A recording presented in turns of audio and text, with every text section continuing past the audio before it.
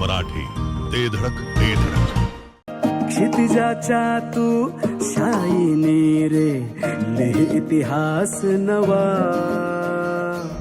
कर्माच्या या किरणानी तू रच ब्रह्मांड नवा.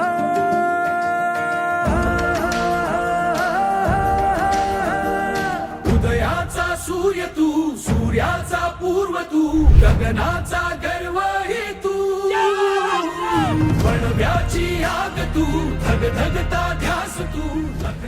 संपत्तीपेक्षा माणसांना किंमत देणारे, यशापेक्षा नात्यांना मोठं मानणारे आणि गलाई व्यवसायातील विश्वासाचे नाव, दिलदार व्यक्तिमत्व, कारवे गावचे सुपुत्र, तसेच कोट्याम मराठा वेलफेअर असोसिएशनचे अध्यक्ष आणि ऑल केरला क्रिकेट असोसिएशनचे सेक्रेटरी, सुप्रसिद्ध गलाई व्यावसायिक माननीय विजय शेठ जाधव यांना 50व्या वाढदिवसानिमित्त कोटी कोटी शुभेच्छा.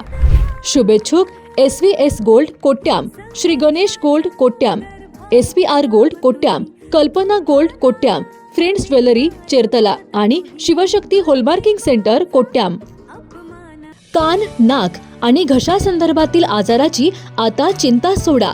विटा शहरात अत्याधुनिक तंत्रज्ञानाद्वारे आता अचूक निदान आणि खात्रीशीर उपचार उपलब्ध.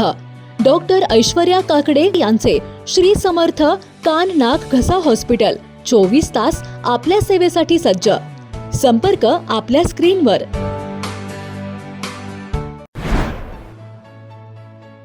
पैलवान चंद्रहार पाटील यांच्या पुढाकारातून पुन्हा एकदा जबरदस्त नियोजन करण्यात आलंय. शिवसेना शिंदे पक्षाकडून 9 ऑगस्ट अर्थात क्रांती दिनी दिल्लीत सिंदूर महारक्तदान शिबिराचे भव्य आयोजन करण्यात आलंय. देशासाठी लढणाऱ्या वीर जवानांसाठी या सिंधू रक्तदान शिबिराची जोरदार तयारी करण्यात आली आहे. सांगली जिल्ह्यातून तब्बल 1200 रक्तवीर विशेष रेल्वेने दिल्लीकडे रवाना होणार आहेत. देशाचे संरक्षण मंत्री राजनाथ सिंह आणि उपमुख्यमंत्री एकनाथ शिंदे यांच्यासह अनेक नेते दिल्लीत उपस्थित राहणार आहेत. 6 ऑगस्ट रोजी सांगलीतून उद्योगमंत्री उदय सामंत व पर्यटन मंत्री शंभूराज देसाई यांच्या उपस्थितीत विशेष रेल्वे दिल्लीकडे रवाना होणार आहे. शिवसेनेचे क्रीडा सेना संघटक पैलवान चंद्रहार पाटील यांनी पत्रकार परिषदेत याबाबतची माहिती दिली आहे.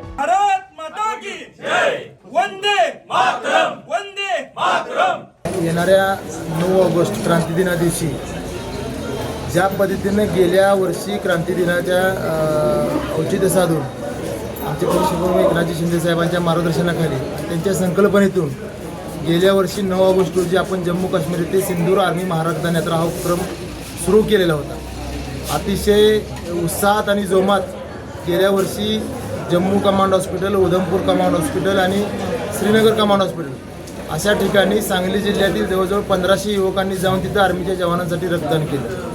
पहलगामचा हल्ला झाल्यानंतर लगेच काही दिवसामध्येच, महिन्या-2 महिन्याच्या कालावधीमध्ये शिवसेनेनं हा उपक्रम केला. तर देश स्वतंत्र झाल्यापासून अशा पद्धतीचा पहिलाच उपक्रम शिवसेना पक्षाच्या वतीने मागच्या वर्षी करण्यात आला.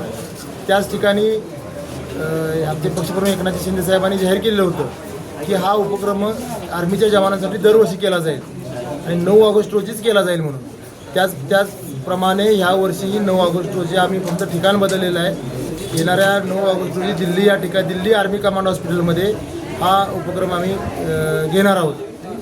6 ऑगस्ट रोजी सांगली जिल्ह्यातील व क्रीडा सेनेचे पदाधिकारी असतील, सांगली जिल्ह्यातील शिवसैनिक असतील, असे मिळून 1200 युवक सांगलीतून 6 तारखेला दिल्लीच्या दिशेने रवाना होतील विशेष ट्रेनने आणि 8 तारखेला ती ट्रेन दिल्लीमध्ये पोहोचेल. 8 तारखेला सकाळी पहाटे पोहोचेल. 8 तारखेला दुपारच्या सत्रामध्ये जवळजवळ 500 युवक आमचे आर्मी कमांड हॉस्पिटलमध्ये रक्तदान करतील.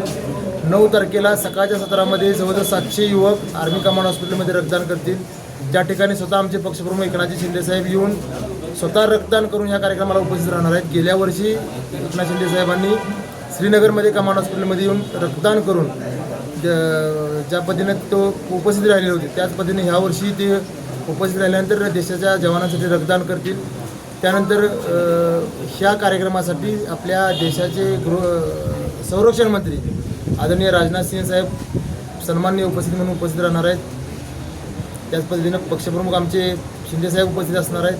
पक्षाचे 13 खासदार, राज्यसभेचे खासदार व राज्याचे उद्योगमंत्री नामदार उदयजी सामंत साहेब असे सर्व पक्षाचे प्रमुख नेते त्या कार्यक्रमाला उपस्थित राहणार आहेत. आणि ज्या पद्धतीने गेल्या वर्षी हा सांगली जिल्ह्याच्या वतीने कार्यक्रम घेण्यात आलेला होता, खरं तर कार्यक्रमाचं भरपूर कौतुक मागच्या वर्षी झालेलं होतं, कारण देशातला एकमेव पक्ष असा आहे की जवानांसाठी एवढ्या मोठ्या प्रमाणात हा उपक्रम राबवत आहे.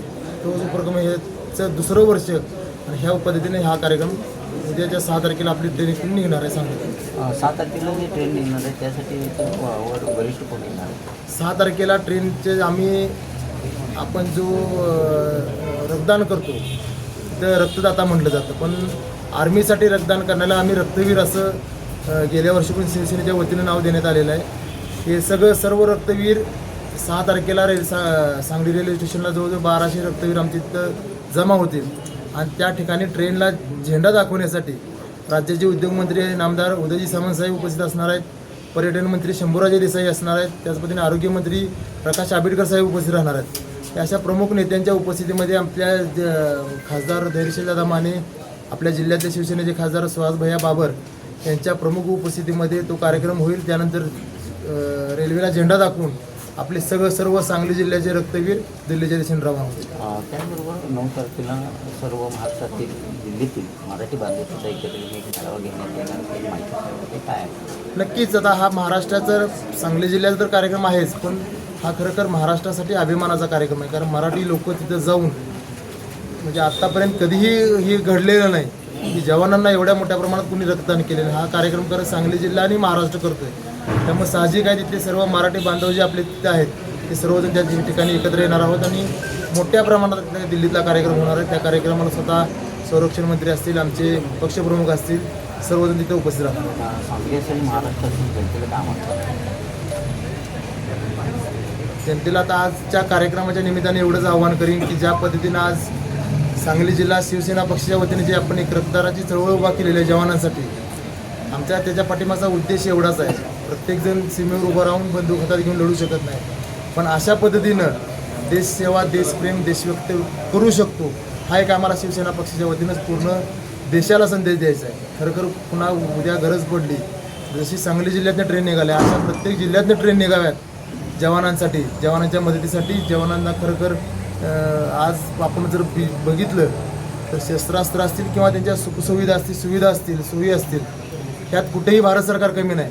ही एकच गोष्ट अशी आहे की जे रक्त कुठल्याही कारखान्यात तयार केलं जात नाही, तर ते रक्त तुमच्या आमच्या शरीरात तयार होतं आणि त्याच रक्ताची गरज आपण त्यांची गरज जी आहे ते आपण एक भागवण्याचं काम करतोय आणि एक देशप्रेम, देशव्यक्त करण्याची एक मोठी संधी आपण युवकांना देतो. नागरिकांनो, डायलिसिसची सेवा पूर्णपणे मोफत. भिवघाट येथील सर्वात मोठ्या श्री सिद्धिविनायक सुपर स्पेशालिटी हॉस्पिटलमध्ये महात्मा ज्योतिराव फुले जन आरोग्य योजनेअंतर्गत आता डायलिसिस सेवा पूर्णपणे मोफत होणार.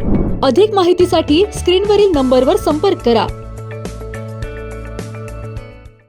जिओ मराठी, ते धडक ते